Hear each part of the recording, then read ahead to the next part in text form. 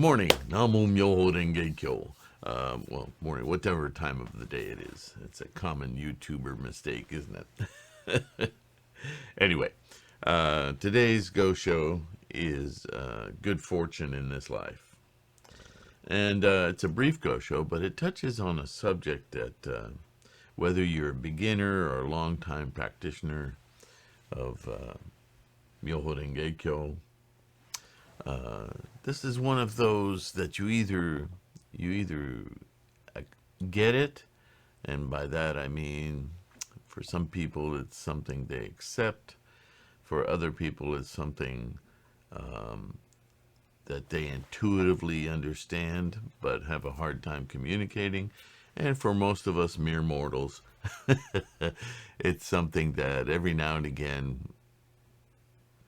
makes us, in true YouTube parlance or social media parlance, SMH. It makes us shake our heads. Although if you study the 3,000 realms, the Nidana, the origins of life, Ichinen Sanzen, anything regarding the I often use the word cosmology to talk about this, in cosmology of Buddhism, but it's more, cosmology is a restrictive term. It's in our age of specialization, everything has a bucket it fits into, but this set of concepts that is foundational to understanding the nature of life, the process of life. This is what Buddhism opens a window, door, wall to. And science is still working hard to catch up, although every time in astrophysics or cosmology or astronomy or biology or electromagnetic field theories, quantum theories, they all chip away more and more toward what Shakyamuni Buddha simply talked about as foundational to the process of life. I'm always amazed when new discoveries come out, and as a Buddhist, I listen to them and I think, duh. Not because, well, let's not get into issues of better or worse. It's just a matter of insight, isn't it? And that's our practice of Buddhism. So one of the concepts, one of the tendrils of these concepts is that our practice, as we talked about in the last video, affects our environments. All right, as practitioners, and the more we study, the more that seems to make sense, right? That you walk into a room with a smile on your face, and much of the room will lighten, whoever is in the room, in other words. Even your pet, your dog, if you're in a good mood, not just a fake smile, your dog will be happy and bouncing around. But if you're angry, maybe you stubbed your toe, or maybe something happened at work, or something in your relationship somehow, whatever it is, motivates you to be sullen or angry, your pet will hang its head and go hide, right? You don't need to tell it, I'm pissed off, and you should feel bad about that. It just does. Well, people are the same way. It's real graphic with a pet, usually. So it's no mystery to us that what we do to our life condition affects everything in our life around us, right? So we see it. We have actual proof, you would say. But if we extend that a little further and say, well, that same thing is true about how you affect your relatives, your genealogical connection, 7 generations back and 7 generations forward. that's a little bit more, a little harder to see how my working toward my enlightenment affects my great great great great great great grandparents. That's a little harder to see. That's a little harder to have actual proof of. But it's really just an extension of the same thing as walking into a room, right? It really truly is. It's the same mechanism. So it's not outlandish. It's just harder because we don't, again, we're human beings in samsara. We're used to immediate gratification, immediate expression, immediate experience. It's hard to say, well, okay, I put my hand in a fire, it burned my fingers, right? That's obvious. But I put my hand in the fire and my great great great great great grandmother burns her fingers or has, you see what I'm saying? That's only in the mind that you can conceive of how that might work. But again, those are earthbound questions. This human, what's the word, mundane experience. I know there's nothing mundane about it, but in terms of experience, it's a routine, moment-to-moment routine, repeated over and over again. That is what we mean by a mundane existence, which we deeply influence with our MyoHoRenGeKyo practice, right? So, some reference is going to be made to that by Nichiren as he writes this letter. He's about 55, and he's in Minobu, and he writes this letter to Nanjo Tokimitsu, who is a very strong follower of Nichiren's. And you can see we've been reading recent Goshos to people that are central to Nichiren's survival and support. And so he wants to let these people know how important they are, not just to him, selfishly, he's very humble in all this, but to let them know that their efforts are more deeply grounded in their own practice, not simply personally supporting Nichiren, as it were, but the votary of the Lotus Sutra conceptually for them is deeply affecting. And to demonstrate how deeply affecting this is, he talks to Tokimitsu about affecting his practice having an effect on his deceased father.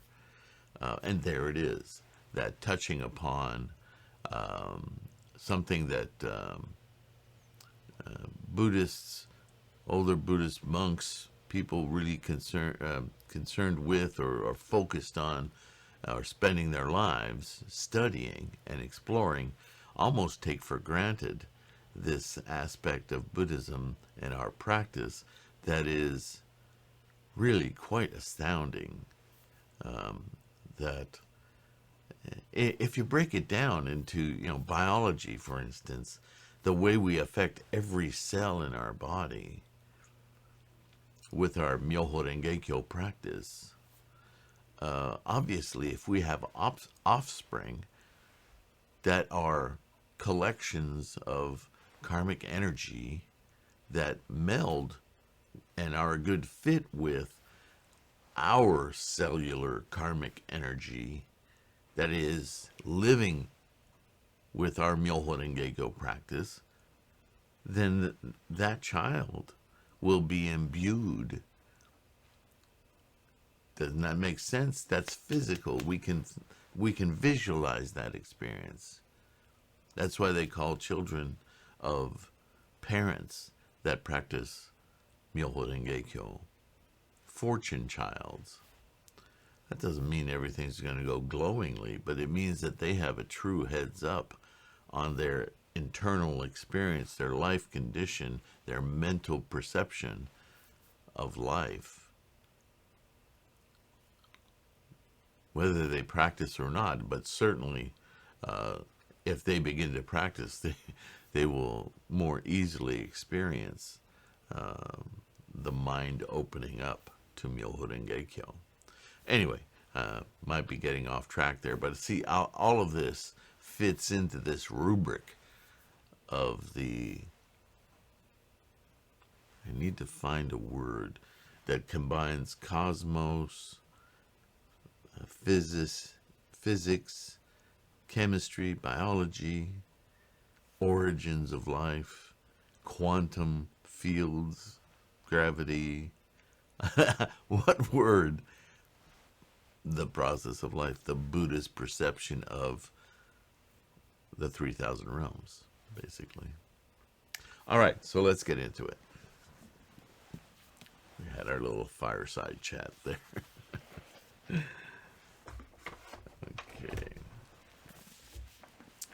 Good fortune in this life. Early in the new year, I received your greetings from your messenger. Let us congratulate each other. And I have received your various gifts, including 70 slabs of rice cake, a bamboo container of sake, a horse load of taros, the seaweed that was popular at the time, one paper bag of river laver, which also seaweed, 2 bundles of radishes, and 7 yams. These articles demonstrate your warm-hearted sincerity. And you have to imagine, again, that messengers didn't travel alone. For safety and for, these traverses of country and so forth, there would be an entire entourage with animals to carry loads and so on and so forth. So every visit was a pilgrimage of sorts. He continues, the 8th volume of the Lotus Sutra says, quote, their wishes will not be in vain, and in this present existence they will gain the reward of good fortune, end quote. It also states, quote, in this present existence he will have manifest reward for it, end quote. Manifest reward. Sound familiar? Right? The 10 factors of life. The great teacher Tendai said, quote, the Son of Heaven uttered not a single word in vain, and the words of the Dharma King contain no falsehood. End quote. If one is a worthy ruler, one never lies, even if it would bring about one's ruin. How much more is this true of the thus come one Shakyamuni, who, when he was King Universal Brightness in a previous existence, returned to the palace of King Spotted Feet to be executed because he observed the precept against lying. When he met King Kali in another past existence, he declared that those people who speak little truth or tell great lies will fall into hell. In addition, referring to the Lotus Sutra, the Buddha himself declares there, quote, the world-honored one has long expounded his doctrines and now must reveal the truth, end quote. And furthermore, it was expounded at the assembly where many treasures Buddha and the Buddhas of the 10 directions had gathered, as if the sun and the moon, the countless stars, were arranged side by side. If there are any falsehoods in the Lotus Sutra, what then can people believe in? Sounds like a preamble, right? Those who offer even a flower or a stick of incense to such a sutra have offered alms to 100,000 million Buddhas in their previous existences. Moreover, in the latter day of the... Now, see this... I don't know if it's the fault of translations, but I want to make it, again, obvious that this teaching of kind of timelessness, and time gets wrapped up in this too. This is why I want to combine physics and into this equations. We hear or read these statements a lot, not just in Nichiren, but throughout the sutra, about if you've offered alms, or if you're helping the votary of the, or if you're making an offering, more accurately, to the Lotus Sutra. So understand this chain of events. If you're supporting a bodhisattva, your teacher, or somebody who's as large in scope as Nichiren, who's not just a personal teacher, but a teacher of a vast number of people, bringing this doctrine of the Lotus Sutra to light, thereby a votary of the Lotus Sutra. It's your offerings are not to the human, but to the Lotus Sutra. Do you see how that chain works? So whether it's you're making a donation, or you're sending a box of incense, or anything regarding your practice, really, that you're extending as a support. You can say gift, but it's a support to your teacher, or teachers, or somebody specific who is a figurehead of. Again, everything's based on the MyoHoRenGeKyo, the teaching of MyoHoRenGeKyo. So you offer incense to your altar, that's an offering to MyoHoRenGeKyo. You make a donation to my endeavors, or if you're, we don't have these structures of, they still exist, but they're organizations. In olden days, making offerings to the temple was because they were an institution of governance. They were, I've said before, they're very tied to governance, politics, good fortune in your area.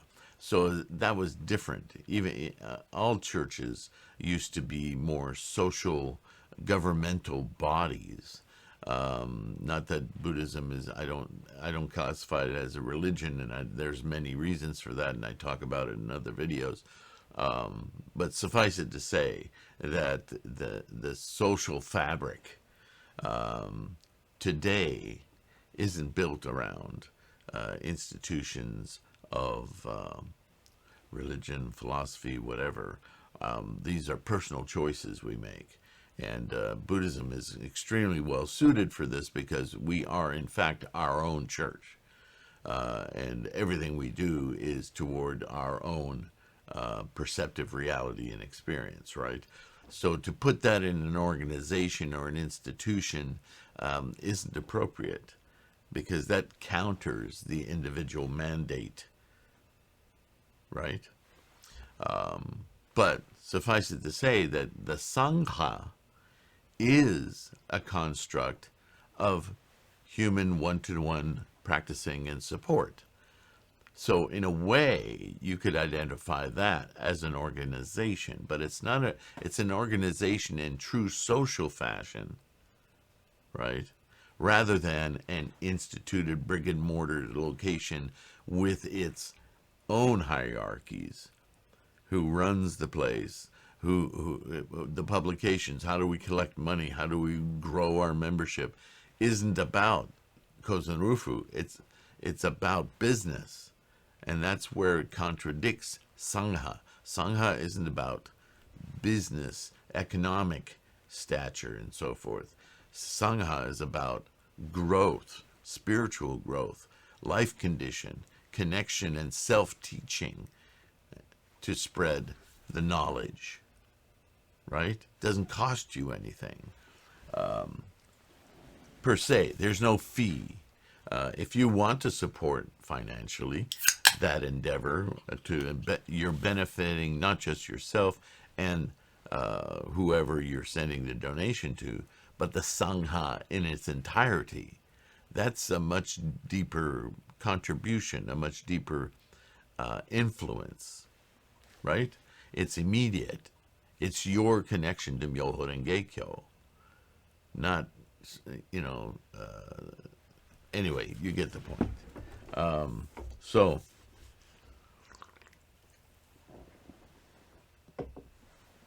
this is what Nichiren's talking about here. But the point I want to get back to is that we hear in the expedient means of all the sutras, and in Nichiren as well, this statement, and I'll read it again. Those who offer even a flower or a stick of incense to such a sutra, to the Lotus Sutra, to MyoHoRenGeKyo, have offered alms to 100,000 million Buddhas in their previous existences. There we go again, right? What does that mean?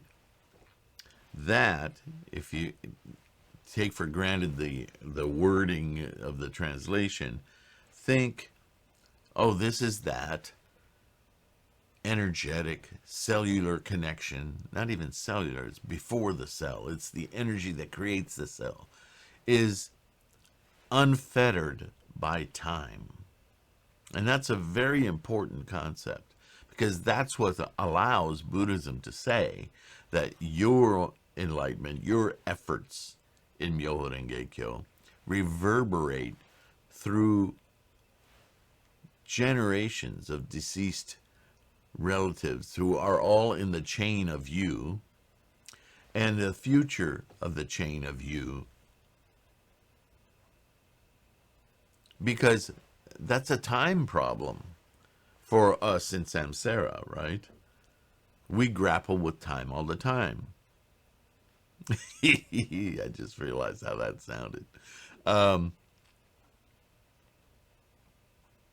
For instance, humanity's great fascination with death.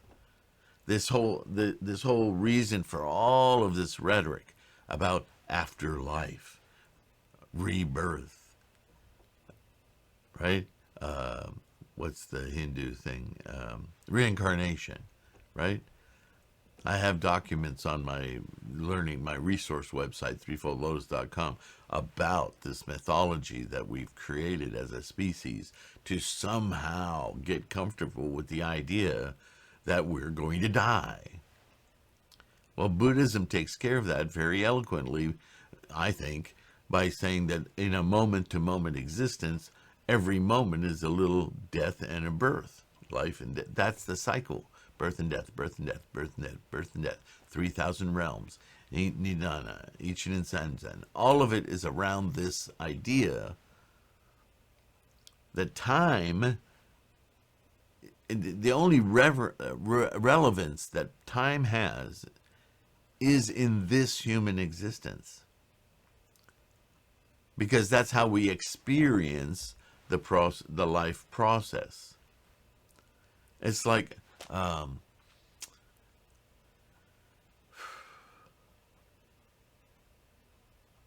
it's like taking an eyedropper and taking a drop of water out of a great ocean, putting it on a slide, a glass slide, sticking it under a microscope, and then looking through the microscope and watching all of the little activity.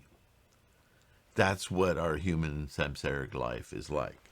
Just this little microscopic little view of something that's so great and vast that all we can do is try to understand and extrapolate from this little microscopic idea of what's going on, what the whole ocean looks like.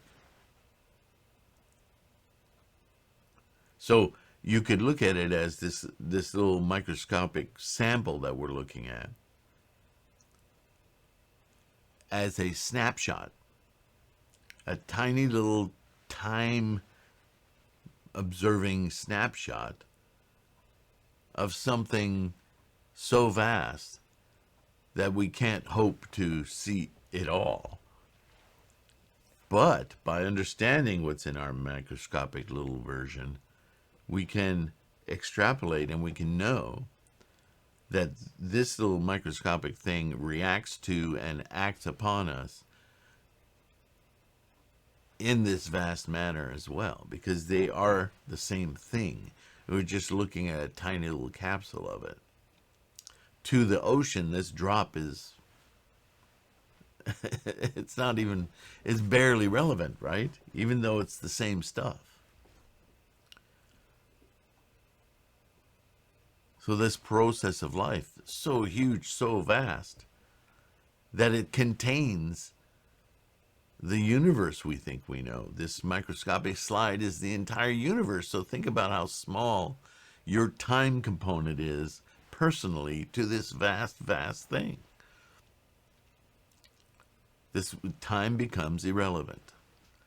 This is why what you do in this microscopic slide, when it drops back into the ocean, what human beings call our demise, our death, we cease to exist as a drop anymore, because now we're part of the vast ocean.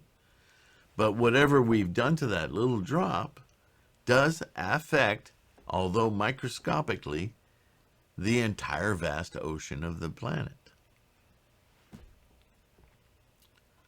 How could it not? It's very incremental. So this idea of you've made offerings for 100,000 million Buddhas in the previous existences is the idea that when you put your drop back into the ocean, you touch the entire ocean. How can you not? You are of it. This is, I know it's hard to get the head around, and I have several videos about it under the playlist of Origins of Life or 3,000 Realms. Anyway.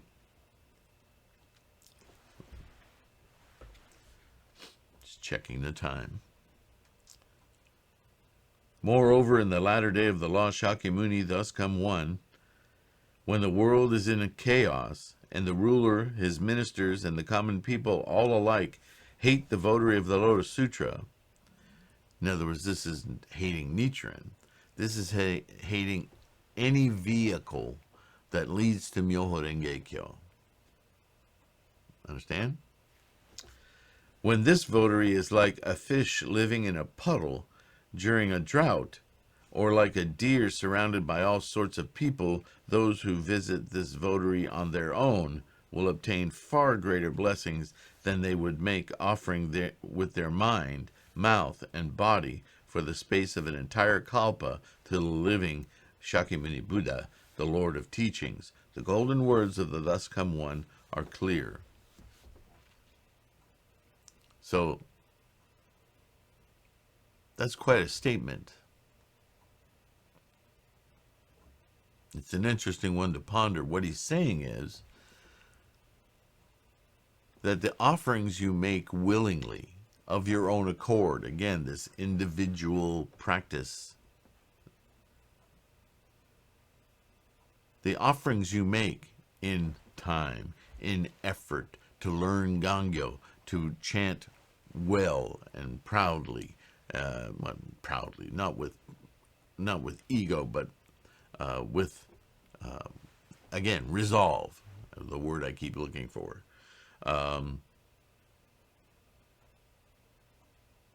Making an altar, setting up a mandala of Gohonzon, study, any effort you make to truly connect with MyoHoRenGeKyo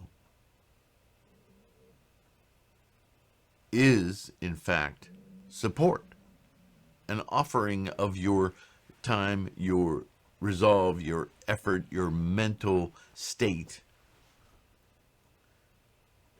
Because, not just because, but because Shakyamuni Buddha is no longer here to hold your hand and show you how to do it. You're doing it all of your own accord. Your rewards, in terms of your life condition, are vastly greater than if you were a student of Buddhism during Shakyamuni Buddha's own lifetime. It makes sense, right? Because if the originator, the massive mentor, is extant in your life, they're hand-holding you, helping you get up. No, do this, here, I'll show you how. And you still make the effort, but with the support of Shakyamuni Buddha, my goodness. How strong is your resolve? Now that Shakyamuni Buddha is 3,000 years gone, and you're slogging yourself up in the morning going, oh man, I have to do Gangyo.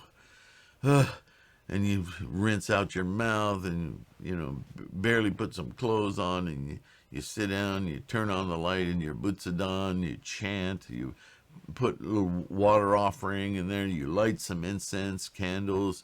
You're making all of these efforts. There's a payoff. There's a huge payoff. Much greater than if you had anyone there holding your hand. It's individual. This is why I always remind you, this is your Buddhahood, your Buddha nature, your Buddha wisdom. This is yours to hold and uncover your specific Buddhahood. Nobody can do that for you. There is no Buddha walking around getting you out of bed. Come on, let's go chant. No, this is on you. And therefore you get all the reward.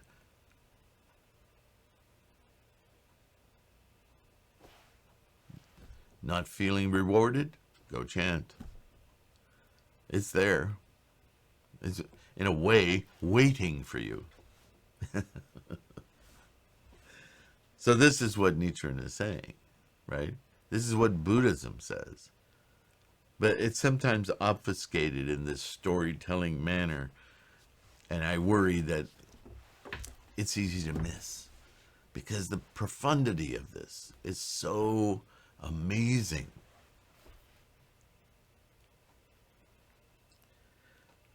Nichiren continues, the sun is brilliant, and the moon clear. The words of the Lotus Sutra are brilliant and clear, clear and brilliant. MyoHoRenGeKyo. Yet could thus come one's pronouncement, quote, in this present existence they will gain the reward of good fortune, end quote, or his proclamation, quote, in this present existence he will have manifest reward for it, end quote, possibly be empty only for Nanjo Jiro. It is certain that even if there were an age when the sun rises in the west, or a time were to come when the moon emerges from the ground, the Buddha's words would never prove false. Again, the cosmology creeps in here. It's time, our physicality, the nature of the universe around us, even if it were all topsy-turvy, it's irrelevant. What is relevant is your enlightenment. Judging from this, there cannot be the least doubt that your late father is now in the presence of Shakyamuni Buddha, the Lord of Teachings, and that you will receive great blessings in your present existence. How wonderful, how splendid. Nichiren. So there you have it. Easy to miss the depth, the profundity of these Buddhist ideas when we read these letters. How much do we not hear? How much do we not know of the dialogue, the practice, the other letters that were obviously written that we don't know, that we no longer have access to? But in totality, and this is why study is so important, we have this huge compendium of information from Nichiren. There's information to be had about Dengyo, about Tendai, about Nagarjuna, Vasubandhu. Many books have been written, plus there are some extant documents. But by far, the largest compendium of information we have on practicing MyoHoRenGeKyo, Buddhism in its entirety, are scholarship, both within and without Buddhism, from Shakyamuni himself, and Nichiren, by far. I'm not saying don't study the other stuff. Please do. You know, I've put together stuff on other bodhisattvas that I name all the time, from Dengyo to Nagarjuna. Very valuable. But most of that is available in sutra form, right? Through several translations. But with Nichiren, we have actual documents. So, study, in a way, is very repetitive, but it's repetitive in an interesting sense, because everything that Buddhist scholarship discusses is wrapped around these very few integral concepts. So integral, so submicroscopic, that all of these 84,000 teachings, is the rhetoric, are all talking about the same thing from different angles, right? The story about the great castle in the distance. Hendoku-yaku, poison in a medicine. The physician and his 3 sons. The frog and is fitting into the hollow of a log. Or not frog, turtle, sorry. Yeah, there's so many analogies, stories. We use these stories, analogies, and so forth to help our isolated little life pique our brain's intuition and our insight, so that we can all understand the same thing. But even if we all understand the same thing, MyoHoRenGeKyo, we all come to it, all come to that understanding through our own specific little set of filters, right? Ultimately leading us to the same thing, our personal, what do we have on the planet? Almost 8 billion people, 8 billion Buddhas. They're all Buddha. They're all the Buddha experience, but they're individual to each our little window, vast as the experience is. That's as exciting as it is daunting. But I encourage you, just try. Just keep at it. It multiplies the more you do. And as Nichiren points out, you can't rattle the ocean without feeling some resistance from time to time. Sometimes what you're confronting is deeper than your life alone. This is the idea of Ichinen Sanzen, right? If your life, if your practice of MyoHoRenGeKyo can affect your deceased relatives for 14 generations, whatever number you want to assign to it, doesn't it also follow that all those generations affect you?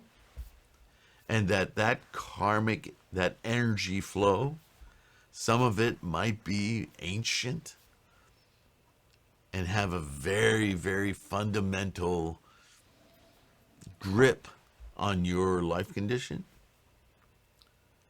So as we dissect our karma, as we open doors of awareness, clarity, some of them might be rusted and be very, very hard to open. But they'll open. They are opening as you chant. The reason you got there is because you went through all of these other layers. So don't be dismayed if your practice seems like you're struggling with it, like you just don't want to get out of bed and do Gongyo in the morning. That's just karma. Just flip it on its head. So when you really don't want to wake up and one eye is sticky and you're opening it, that's your Buddha nature is wanting you to wake up. When it feels that difficult, smile. Because you're doing it. But don't just stop there. Get out of bed. Get to your altar. Chant. Right? Because then you win. Then you're opening that rusty door. You're a big can of WD-40. That's the nature of busting through karma. Namo MyoHoRenGeKyo. Enough blah, blah, blah. Thank you so much for being here, for listening. Check out the podcasts. The Buddhahood Podcast. Check out threefoldlotus.com. Go to the core study page. Lots of links, lots of information to satisfy your curiosity. I know there's things that I don't have up there yet. I need to add more to that website, but I want you to be the driver there. I want to give you what you need. So comment. And to all of you new folks who are sending in generous contributions, asking questions, that's a contribution. Thank you. Thank you beyond the depths of my heart. I don't know how to say it. The Sangha appreciates you. Namo MyoHoRenGeKyo. Buddhas for hundreds of millions of years appreciate you. Let me say it in the rhetoric, okay? Thank you so much. I'll see you in the next one. Take care of yourself. Keep your practice strong.